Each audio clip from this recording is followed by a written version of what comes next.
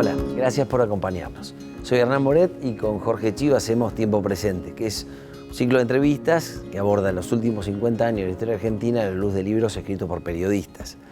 Hoy tenemos los Di Tella, una familia, un país, y a Nicolás Cassese, su autor, que nos viene a contar sobre este libro. Gracias por la invitación. Gracias a vos por acompañarnos, Nico. Bueno, tiene muchas facetas, los Di Tella, Guido Di Tella, pero empecemos por estos empresarios nacionales. ¿Vos pensás que hay un empresariado argentino natural o...? A ver, claramente, hablando de los Di Tella y el empresariado nacional, son un claro ejemplo de sus virtudes y sus vicios, por así decirle. Un pequeño resumen de la historia de la familia Di Tella. Torcuato Di Tella padre es un inmigrante, es una historia parece de la revista Villiquen, inmigrante italiano de principio de siglo, en Italia con un pasar pero venido a menos, conventillo de Caballito, Flores, ya no recuerdo bien, empieza muy hacendoso, empieza a trabajar, funda SIAM, o sea, con algunas regulaciones del Estado. Primero empieza suministrando surtidores para Mosconi en YPF, heladeras para el ascenso de la clase media, los 30, los 40, funda un imperio industrial SIAM, a la luz de ese modelo de desarrollo de la Argentina de principios del siglo XX, o sea, con una industria protegida y muy pujante. Muere en el 48, lo heredan sus hijos, Torcuato hijo y Guido Di Tella. Torcuato decide no hacerse cargo, Guido sí, sigue con la empresa, sigue creciendo de una manera bastante desordenada. Su pico de esplendor es en los 60, cuando el SIAM Di Tella era el taxi de todo Buenos Aires, aparte tenía un instituto de arte y demás. Y a partir del golpe de Onganía, fines de los 60, principios de los 70, como muchas grandes industrias argentinas, un proceso de acumulación y muy desordenado, con mucha deuda, no logran hacer sustentable a la empresa y Guido tiene que ir a pedirle, por favor, al Estado que rescate, o sea, porque se está hundiendo la fortuna familiar y realmente se la tiran por la cabeza, le tiran una deuda por la cabeza en los 70s, al Estado argentino, que finalmente una empresa deficitaria termina cerrando. Eran miles de empleados, o sea, la respuesta sí, claramente hay un empresariado nacional. Los Di Tella son un gran ejemplo, insisto, en su parte virtuosa de inmigrante, crecimiento, desarrollo, y también en su debacle. ¿Cuál es el factor de su surgimiento? Vos dijiste ciertas regulaciones, ¿cuál es el factor de su debacle? A ver, todo esto, aparte de la voluntad de los personajes y las decisiones acertadas, no tiene que ver con un contexto histórico. La Argentina de los 20, de los 30 era una Argentina donde se generaron muchas industrias y Di Tella fue uno de los grandes capitanes de esa industria. Amparado, sí, pero como en todo el mundo, ¿no? O sea, insisto, con un contacto de cercanía con Mosconi, que necesitaba en su pelea contra Shell en ese momento, en los 20, necesitaba un empresario nacional que le suministra YPF, que estaba empezando los surtidores. Después sale una regulación, antes había salido una regulación para que los amasadores, los panaderos no amasen manualmente, entonces él genera una amasadora, o sea, siempre buscando la oportunidad. Pero es verdad que genera, y después sí, en una clase media en ascenso, el factor entonces del crecimiento serían un tipo muy pícaro, muy hacendoso. Crédito, probablemente. Crédito y una clase media ascendente, o sea, porque su despegue más grande tiene que ver eso, con suministrar, al principio eso, con contrato con el Estado, pero después es suministrar heladeras, ventiladores.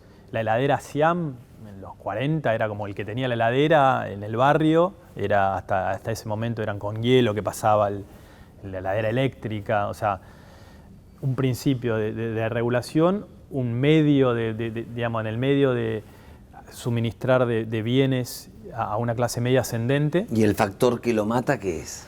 Bueno, ahí se vuelve un poco más polémico, ¿no? Como digo, todos tenemos muchos dueños para los éxitos y poco para los fracasos. Si vos le preguntás, a ver, en lo específico, un crecimiento desordenado tras la muerte del viejo Torcuato, Guido se hace cargo, crecimiento muy desordenado, pero seguían, digo, en su momento la fábrica de SIAM se presentaba, también en ese momento tenía Guido el Instituto Di Tella, que era un faro de modernidad en los 60, entonces la presentación del SIAM Di Tella, el auto, fue una cosa tipo publicidad, muy moderno para la época, como tipo happening. Pero Lo concreto es que digamos, había no sé si 3 o 4 fábricas de autos argentinos que subsistían en el mercado. Después se abre a Ford, entran muchas y muy grandes y no pueden competir. Guido dice que Frondizi faltó a su palabra, que Frondizi le ha dicho, vos invertí, que no voy a permitir que entren, parecido con el petróleo, digamos, no voy a permitir que entren más empresas fabricantes de autos. Es decir, que lo mata la apertura. Sí. La misma apertura que él después promocionó en los 90. Sí. Y no solo eso, a ver, y con todo el respeto para la obra de Guido Di Tella, él fue el típico empresario rico con empresa quebrada. Él, cuando eso ocurre y la empresa se está yendo al tacho, ve realmente en riesgo ya el legado de su padre y también su fortuna familiar, y él, insisto, sale a pedir la nacionalización de la empresa. Por favor, Estado Nacional, tomen esta deuda y tienen que tomarla porque tenemos, como hoy, miles de empleados que si cierro se quedan en la calle, esto genera conflicto social. Y que terminó cerrando igual. El Estado accede y lo paga como pagamos las empresas estatales deficitarias al día de hoy, con deuda, inflación y Ahora, demás. Este empresario que surge a la luz de la protección y que vive todo este proceso o que hereda, digamos, desde la protección y que de alguna manera crece y se desarrolla por la protección, después cuando llega a la política, primero, ¿qué lo lleva a la política? Y segundo, ¿por qué él promueve esa inserción global y esa apertura tan loca? A ver, un puntito de lo anterior. Es cierto que Siam Di Tella, al principio, Siam Di Tella se desarrolla en un contexto de protección. Pero esa industria, después de estar protegida, una vez que logra su maduración, se convierte en una industria competitiva que suministra a la clase media. O sea, yo entiendo la lógica, la lógica de la protección siempre es, bueno, te protejo como a un hijo, ¿no? Hasta tanto tengas los medios necesarios para, no puedes tener protección durante, no sé, Tierra del Fuego. No, y daría la impresión que, como decís, es cuando se mete en la industria automotriz, claro, que pisa sí. Si se hubiese quedado en la línea blanca, capaz que tipo se mantenía. Por ahí pecó de demasiado. O sea, ambicioso. De ambicioso y de una manera, de un crecimiento desordenado. Volviendo a la política, la vocación original, tanto de Torcuato como Guido, no era la industria, era la política. O sea, Guido... los hermanos, no el padre. Los hermanos, no el padre. El padre también tenía una vocación política, estaba muy enrolado en todo lo que era la lucha antifascista. Él viene de Italia, entonces hereda los conceptos de la política del principio del siglo XX en Europa, ¿no? O sea, él era un opositor a Mussolini, de hecho va a pelear, estando en Argentina, va y pelea en la Primera Guerra Mundial. Y el padre tenía esa doble condición de llega a conocer a Perón y tiene una relación un poco ambivalente porque lo consideraba una copia barata de Mussolini, pero era un industrial. O sea, y se beneficiaba con la protección y el modelo de desarrollo de la industria. O sea, que tenía una injerencia política, pero siempre de condición de gran industrial. O sea, era un tipo importante desde ese lugar. Los hijos, Guido y Torcuato, sí tuvieron una vocación mucho más política que industrial. Guido se hace cargo de la industria, pero un poco para cumplir ese mandato paterno, y en cuanto logra, traumáticamente, pero deshacerse las empresas, se mete en política. Los dos abrazan el peronismo y ven en el peronismo, bueno, finalmente, pero desde costados muy diferentes. Guido en su vertiente menemista, liberal, más de derecha, Torcuato como en su vertiente de izquierda, como la posibilidad de un partido laborista a la Argentina. Ahora, él le vende la empresa a la Revolución Argentina, ¿no es cierto? Él le vende a Lanuse. Por eso. Sí. Y vuelve, y después viene con Perón en el avión. O sea, el derrotero político de Guido es muy interesante. Sí, él negocia con Lanuse la estatización de las empresas y después, ya liberado de y con mucho dinero, es uno de los... De hecho, por ejemplo, una de las publicidades de Cámpora se filma en su campo, en Navarro. O sea, él está enrolado digamos, en los 70s. Y sí, es uno del famoso avión de Leonardo Fabio y, digamos, grandes personalidades de la cultura y la política argentina que finalmente traen a Perón de vuelta, digamos, a Ezeiza, toda esa historia. Él está en ese avión. O sea, él es parte de ese peronismo de izquierda de los 70s. De hecho, el golpe del 76 lo van a buscar a su casa del Bajo de Belgrano y se lo llevan preso al buque que estaba de la Marina, el 33 Orientales. Torcuato le va a tocar el timbre el 24 de marzo para ver cómo estaba y también cae preso casi por curioso. Ahí tiene más intimidad con Menem, que también estaba preso en el 33 Orientales. Se exilia Guido, se va a Oxford, porque ya había amenazas. Hay una Martínez de Oz, antes de asumir como ministro de Economía, intercede ante Videla para que lo larguen a Guido del 33 Orientales, pero Guido ve que está en riesgo su integridad física y se exilia, se pasa los años de la dictadura en Oxford y vuelve ya con el alfonsinismo. Y es del grupo inicial que, digamos, de Cavallo, Di Tella, Liach, es como el grupito ese inicial del giro ortodoxo de Menem. Y, digamos, están en las mesas donde pergeñan la convertibilidad y Guido desembarca en el Ministerio de Relaciones Exteriores. Hablaba muy bien inglés, tenía relación tanto con Estados Unidos, con Inglaterra, con Gran Bretaña. Y durante todo, creo es el ministro más longevo, todo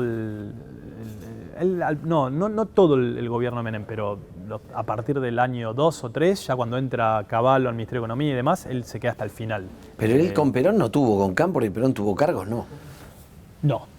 Él va preso porque tenía una visibilidad. Tenía una visibilidad pública. El Instituto Di Tella, acordate que en los 60 el Instituto Di Tella había sido y él era una figura pública. Ahora, si tuvo no, con Cámpora. Yo no recuerdo. No creo que haya tenido algún cargo. Porque al 33 fueron toda gente destacada del sindicalismo. Él era un tipo. Evidentemente. Era un intelectual destacado. Insisto, era la cabeza de uno de los principales grupos industriales de la Argentina, la cabeza del Instituto Di Tella. El Instituto Di Tella en los 60, acá en la calle Florida, hasta que lo cierra Onganía en el 66. Marta Minujín, Luis Alberto Spinetta, era un centro, un faro de modernidad que a los militares de esa época no les gustaba nada. O sea, era una figura muy pública. Sí, algo que no parecía tanto que ver con el peronismo de los 70, ¿no? Es decir, son dos. Y después, en los 90, es decir, Es como una mezcla rara. Yo creo que los mejores años, si se quiere, de la dinastía Di Tella son esos. Son, digamos, la época del 58 hasta el golpe de Frondizi, porque tiene que ver con la industria pujante, Siam Di Tella, pero que también tiene que ver con una Argentina, digamos, que más o menos lidiaba de alguna manera con el problema del peronismo, aunque todavía irresuelto, pero por lo menos no habían aplicado las tácticas más violentas que serían en los 70s. Y bueno, había este sueño moderno, industrial de Frondizi, entonces estaba el Siam Di Tella, el instituto, había como una idea, esta idea, viste, Mafalda, Aquino, de una Buenos Aires cosmopolita, abierta al mundo y demás. A partir del golpe Onganía de los 70s se vuelve todo un poquito más turbio y más violento. Nicolás, se necesitaban, este es el tema, digo, ¿no? Los Di Tella con Perón, y Eva Perón también, sí. Y la política con ellos. ¿Por qué pasa esto? O sea, yo lo traigo a la actualidad y digo que en nuestra cultura la política es tan fuerte que fagocita todo, fagocita lo económico, los vínculos, los industriales. Ya venía desde ese tiempo entonces.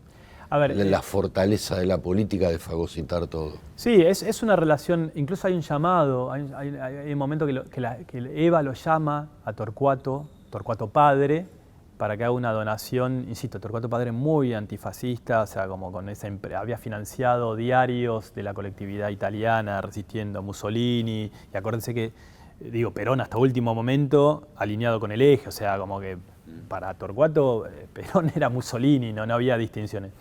Hay un llamado de Eva a la casa, que también Eva lo estaría, intuyo, tanteando un poquito, para que haga una donación para una escuela de Chaco y demás, que finalmente Torcuato hace, industrial e inteligente al fin. Hay un encuentro antes de que Perón asuma como presidente en la Unión Industrial, donde Perón va y brinda, como que unos acercamientos, pero sí, es una relación entre la política y la industria muy, muy cercana. A veces unos fagocitan a unos y a veces otros, en los 70, en el caso de los Di Tella fagocitaron al Estado, o sea, entregándoles una empresa quebrada, o sea, la relación es de ida y vuelta, y hay veces que uno necesita a otros y a veces esa relación se invierte. Pero sí, ha sido muy intensa la relación entre la industria y la política en la Argentina y especialmente en el caso de los Di Tella. Y después vamos a la inserción global. Vos decías que después él es un promotor de la inserción global, es decir, que de alguna manera él vio que esa protección no servía para... A ver, él en los 90, él es parte de ese, estamos hablando de Guido, él es parte de la solución, de esa especie de atajo hacia la modernidad que implementa Menem. Por un lado, y no hay nada más brutal que el peso igual a $1, o sea, bueno, directamente asumamos la moneda del mundo, eso como aparte del aspecto económico, es un símbolo muy potente. Y Guido era el encargado de llevar eso a las relaciones internacionales, muy inspirado en el realismo periférico de Escudé, de Carlos Escudé. Básicamente lo que Escudé decía era que en países periféricos como la Argentina no tenía sentido esta idea de oponerse, ser beligerante, había que adaptarse y sobrevivir, que era como, estoy diciendo una versión muy simplificada de Escudé, pero básicamente era que estaba en el propio interés de un país chico y periférico como la Argentina, tener buenas relaciones con las grandes potencias. Y entonces Guido apenas asume, sí, y digamos, como parte del proyecto económico y político de Menem y Cavallo, es bueno, que la Argentina sea un jugador global. Y eso lo lleva... él tenía este estilo, frases rimbombantes y muy poco acertadas, como las relaciones carnales, que al final le terminan generando mucho más daño que... O sea, los Di Tella en general eran muy afectos a estas provocaciones. Ellos venían de un ambiente muy cultos, burgueses y demás, pero una cosa era una provocación en el Instituto Di Tella. La política a veces no tiene esas sutilezas. Pero bueno, les gustaba mucho también Torcuato, tiene sus frases célebres, el Torcuato hijo. Pero digo, más allá de la bestialidad de la frase, lo de las relaciones carnales, tiene que ver con eso, con la inserción de la Argentina en el mundo y específicamente en la obra de Guido alrededor de la cuestión de Malvinas. Bueno, primero la solución de los conflictos con Chile, que finalmente se firma, empujado también por Guido, el acuerdo limítrofe en el Senado, que es un hito, había cuestiones pendientes con Chile desde la época de Roca y antes. Y con Malvinas él sale a desarmar toda una historia de una relación muy tirante y beligerante con las Malvinas, y lo que hace es recupera un concepto que se había aplicado con bastante éxito en los 70, que es esta política de seducción. Básicamente era generar empatía y buena disposición del lado de los kelpers. Esto en los 70 Inglaterra se quería deshacer de las Malvinas y de hecho empujaba a la Argentina a que otorgase estos beneficios. El gas era argentino, la pista de aterrizaje en los 70 era argentino, las maestras eran argentinas, o sea, los kelpers eran ciudadanos de tercera para los británicos y decían, bueno, argentinos, gánense la confianza y que no les quede otra alternativa que caer en sus manos. Todo esto, que estaba siendo bastante exitoso, digamos, venían resistiendo, pero eventualmente era cuestión de esperar. Los militares argentinos no supieron esperar y la guerra del 82 frustró todo ese proyecto. Di Tella, y ya ahí no había vuelta atrás, yo creo que Di Tella era muy consciente de que esa guerra del 82 iba a impedir que su política de seducción, que ya eran, digamos, los isleños advertidos que en los 70 esa dependencia había terminado en lo que para ellos era una invasión, estaban mucho más, y primero, aparte ya más empoderados, porque la guerra los convirtió en actores centrales en la política británica. Guido no pudo más que llamar por teléfono y repartirle ositos, pero pues no iban a aceptar nada porque ya no necesitaban nada, pues son multimillonarios, o sea, no estoy siendo un poco, pero son muy ricos en comparación con la Argentina. Pero yo creo que el objetivo ahí no era tanto lograr la recuperación de la mina, sino desarmar nociones de nacionalismo territorial y incorporar a la Argentina al mundo, mostrar que éramos un país que pretendía estar alineado con Estados Unidos, Gran Bretaña, la OTAN y demás. Pero después nos retiramos de esa globalización. Bueno, Guido muere el 31 de diciembre del 2001, o sea, como es muy sintomático, o sea, él muere con ese proyecto. O sea, el proyecto de menemista de convertibilidad, inserción acrítica al mundo y demás, no muere cuando gana de la Rúa en el 99, porque ahí hay una continuidad, pero en el 2001 explota eso por inconsistencias económicas y bueno, la historia que ya todos conocemos, el corralito, corralón, lo que fuese, y bueno, digo, muere ese proyecto y muere Guido, 31 de diciembre de 2001, senil, con problemas de salud y aparte problemas, parte de la cuestión, él había estado muy involucrado en la cuestión del tráfico de armas, había un juicio, de hecho, no me recuerdo bien la figura jurídica, no soy abogado, pero él termina zafando ese juicio porque lo declaran senil, o sea, no porque lo encuentran inocente. O sea, él queda muy, al haber firmado esos decretos, claro, recuerdan, Croacia, muy golpeado por ese juicio. Sí. O sea, en un momento eso, que se estaba desmoronando la Argentina, él estaba achacado por cuestiones de salud y aparte por cuestiones judiciales. Muere. Pero sí, ese proyecto de los 90... ¿Y vos imaginás que es un momento de tanta apertura pueda volver a darse en la Argentina? Porque son 20 y pico de años, ¿no? Sí, es una cuestión cíclica, ¿no? O sea, hay que ver que ahora parecería, así como en el 2001, claramente había como un agotamiento o algo no estaba funcionando en aquel modelo de los 90, digo, cacerolazos, bancos incautándote tu plata y demás. Hay como cierta sensación en este momento de que lo que se inició, no en el 2001, pero porque lo de Duhalde fue más una especie de... Pero sí en el 2003, con el primer gobierno de Kirchner, parecería que hay ahora, incluso dentro de la propia coalición oficialista, digo, lo de Massa es bastante elocuente en ese sentido, cierta sensación de fin de ciclo. ¿Cómo eso se va a traducir en una coalición política? Tratar de, digamos, porque una cosa es que en la sociedad y demás haya como una necesidad de pasar hacia otro, y otra cosa es conseguir los consensos políticos para que eso ocurra, ¿no? Que en ese sentido fue exitoso Menem en los 90 y fue exitoso Kirchner en el 2003, o sea, él supo encarnar un espíritu de época y generar la gobernabilidad para llevar a cabo su plan de gobierno. Me parece que estamos en una situación símil 89 o si fuese 97, o sea, como que o 99, que hay como un consenso de que esto ya no va para más, pero todavía no está muy claro qué es lo nuevo que viene, quién va a ser o qué coalición. Tampoco estaba claro en el 89 y en el 99. No, por eso, pero en el 91, 92 ya estuvo claro y digamos, y en el 2003 también estuvo claro. O sea, hay un momento de...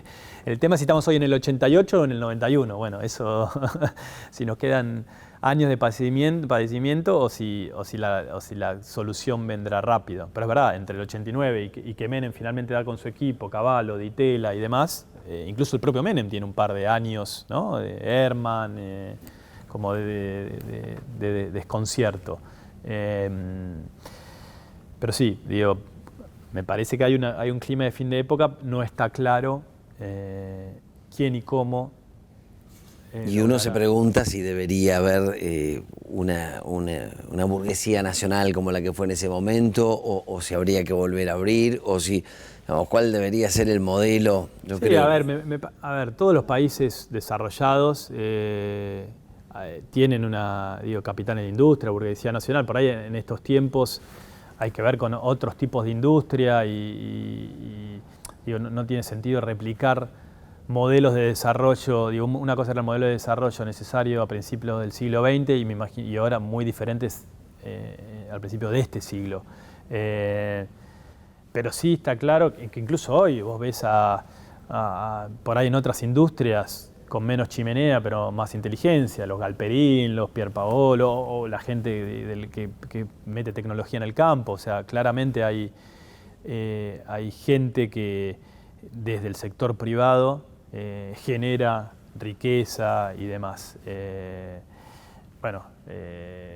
Está en la política generar las condiciones para que eso resulte sustentable y genere espacios donde todos podamos vivir en paz y desarrollarnos. Un cierre magnífico, así que mientras te agradecemos muchísimo que nos hayas acompañado y le agradecemos a la gente te vamos a pedir una pequeña dedicatoria del libro que escribiste.